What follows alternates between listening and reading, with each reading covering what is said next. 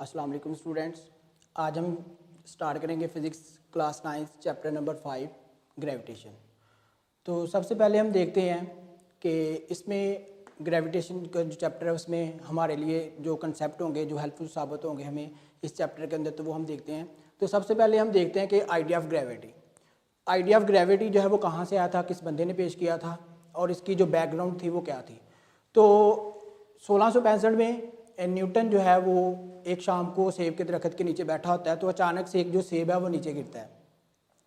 तो वहाँ से न्यूटन के माइंड में जो है वो आइडिया आता है ग्रेविटी का।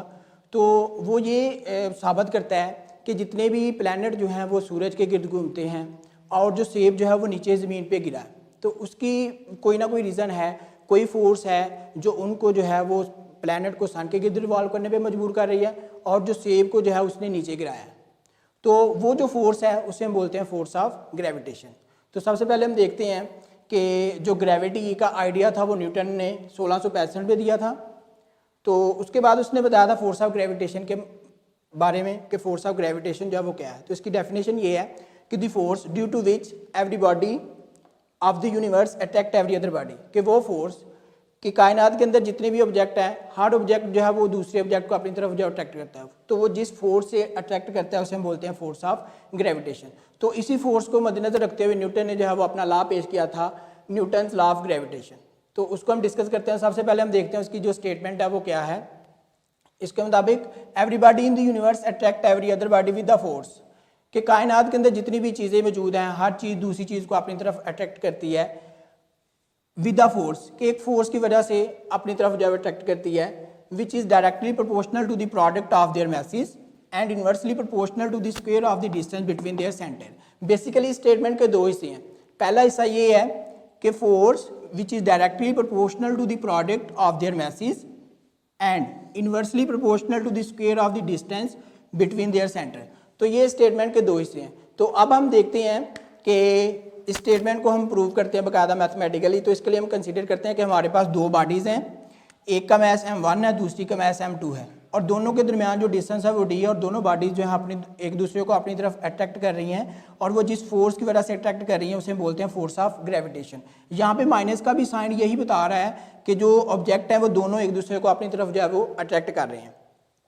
तो अब हम देखते हैं कि इसकी मैथमेटिकल फॉर्म क्या है। कि पहले हिस्से के मुताबिक जो फोर्स है, ग्रेविटेशनल फोर्स है, वो डायरेक्टली प्रोपोर्शनल है दोनों बॉडीज के मैसेज के प्रोडक्ट के डायरेक्टली प्रोपोर्शनल है, और इन दोनों के दरमियान जो डिस्टेंस है उसके स्क्वायर के इनवर्सली प्रोपोर्शनल है। तो ये हमारे पास यहाँ पे दो इक्वेशन बन गई हैं। अब हम इन दोनों इक्वेशन को कंपेयर करते हैं। Comparing both equations we get, तो यहाँ पे हमारे पास आ जाएगा एफ जो होगा वो डायरेक्टली प्रोपोर्शनल होगा m1 और m2 के प्रोडक्ट के, और इन्वर्सली प्रोपोर्शनल होगा स्क्वायर ऑफ डिस्टेंस के, यानी कि जो इन दोनों के दरमियान जो डिस्टेंस है, बॉडीज़ के दरमियान जो डिस्टेंस है उसके स्क्वायर के इन्वर्सली प्रोपोर्शनल होगा। तो अब हमें पता है कि ये हमारे पास प्रोपोर्शनैलिटी का साइन है। तो जब हम इसको ख़त्म करते हैं तो हमारे पास एक कांस्टेंट आता है और एक इक्वल का साइन आता है। तो यहाँ पे जो कांस्टेंट आएगा उसे हम बोलेंगे g। तो यहाँ पे हमारे पास जो इक्वेशन होगी वो बन जाएगी f is equal to g m1 m2 over d square. तो यही जो है वो न्यूटन का लॉ ऑफ ग्रेविटेशन है कि न्यूटन ने अपने लॉ में ये साबित किया था कि कायनात के अंदर जितनी भी चीज़ें मौजूद हैं हर चीज़ दूसरी चीज़ को अपनी तरफ अट्रैक्ट करती है। तो वो जिस फोर्स की वजह से अट्रैक्ट करती है उसका फार्मूला होता है F is equal to G m1 m2 over D square. अब हम देखते हैं कि यहाँ पे जो g है उसकी वैल्यू जो है वो क्या होती है, इसे हम क्या कहते हैं। तो g जो है यहाँ पे ग्रेविटेशनल कांस्टेंट है, इसको हम यूनिवर्सल कांस्टेंट भी कहते हैं, ऑफ ग्रेविटेशन कहते हैं। g is a gravitational constant, it's value 6.673 10⁻⁻11 newton metre square kilogram पर स्क्वायर, कि इसकी जो वैल्यू होती है वो ऐसा यूनिट में 6.673 10⁻11 न्यूटन मीटर स्क्वायर किलोग्राम पर स्क्वायर। अब हम देखते हैं कि इसका जो यूनिट है वो कहाँ से आता है। तो ये फार्मूला हम कंसीडर करते हैं। तो उसके मुताबिक अगर हम देखें कि f is equal to G m1 m2 over D square, तो अगर हम यहाँ पे g का यूनिट निकालें तो ये d का है, d इधर क्या कर रहा है मल्टीप्लाई कर रहा है, इधर आके डिवाइड करेगा f multiply by D square, और ये m1 m2 क्या कर रहे हैं इधर मल्टीप्लाई, इधर आके डिवाइड करेंगे, तो ये हमारे पास इधर g बच जाएगा। अब हमें पता है कि जो फोर्स है, कोई भी फोर्स हो उसका जो यूनिट होता है वो होता है जी न्यूटन, और डिस्टेंस का यूनिट होता है मीटर। तो यहाँ पे d है तो यहाँ पे आ जाएगा स्क्वायर, और यहाँ पे नीचे दो मैसेज हैं, यानी कि यहाँ पे हम लिख लेते हैं इसका भी किलोग्राम, इसका भी किलोग्राम। तो ये हमारे पास यहाँ से यूनिट बन जाएगा न्यूटन मीटर स्क्वायर किलोग्राम पर स्क्वायर। तो ये जो है इसका यूनिट है जी का, ग्रेविटेशनल कांस्टेंट का। नेक्स्ट पॉइंट ये है कि हमारे पास इट्स वैल्यू सेम एवरीवेयर, और इसकी वैल्यू जो है वो हर जगह पे एक जैसी होती है कि अगर आप चांद पे चले जाएं, चाहे आप ज़मीन पे हों, चाहे आप मार्स पे चले जाएं, तो जी की वैल्यू जो होगी आप जहाँ पे मर्जी चले जाएं वहाँ पे सेम ही होगी, और वो इतनी ही होगी क्योंकि ये यूनिवर्सल कांस्टेंट है, तो इसकी वैल्यू यही होगी।